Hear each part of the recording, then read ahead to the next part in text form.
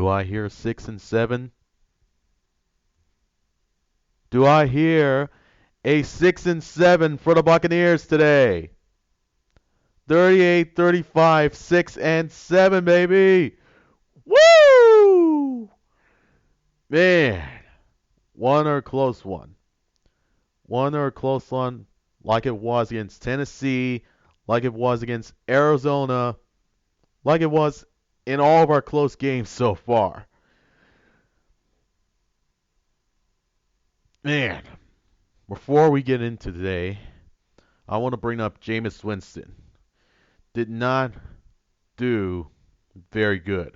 4 touchdowns against 3 interceptions, threw for over 456 yards, which is probably the most passing yards a quarterback has thrown for this team all year. In the second half, Bruce Arians decided to run one drive with Ryan Griffin as sort of a tryout in case he decides to bench Jameis Winston for future weeks, which I think is definitely needed at this point. I mean, we can't have Jameis Winston throwing any more interceptions because that could hurt us in the long run when we're going against Detroit, Houston, and Atlanta for the next 3 games. Like, I cannot have any more interceptions threatening our playoff hopes. I cannot have that. But all in all, it was another nitty-gritty game. It was a high-scoring game like it was when we faced off against Los Angeles, when we faced off against Arizona in our own home. Jacoby Brissett, we held in check for in the first half with our defense. Our pass defense was incredible in the first half. Second half, they bent a little bit, but they did not break, which is something I love to see from my team. Something I love to see from my team. We had one sack that was shared by William Golston and Shaquille Barrett. Shaquille Barrett now having 15 sacks on the regular season. He's 2 sacks away from upstaging Warren Sapp for the most sacks by a Buccaneers player in the history of this franchise. Now, we had 4 turnovers to the Colts with 3 interceptions and 1 fumble. We got 1 turnover back in the form of a fumble by Nyheim Hines. We managed to hold Marlon Mack to 38 yards in the running game against 13 carries. Overall, we held the Indianapolis running game to 66 yards. You can see why our defense is ranked number 2 in run defense behind the New York Jets, who, by the way, won their game against Miami today, 22-21.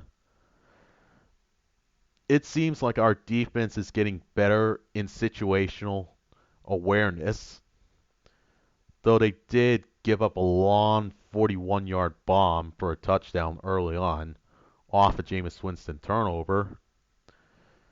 For running today, we had a modest 36 yards coming from Ronald Jones and 34 coming from Peyton Barber. Jameis Winston had a rushing touchdown off a QB sneak on the goal line, and that certainly helped out. And let me tell you some stats from our wide receiver core. Chris Godwin, 7 receptions, 91 yards. O.J. Howard, 4 receptions, 73 yards. Rashad Perriman, 3 receptions, 70 yards, and a touchdown.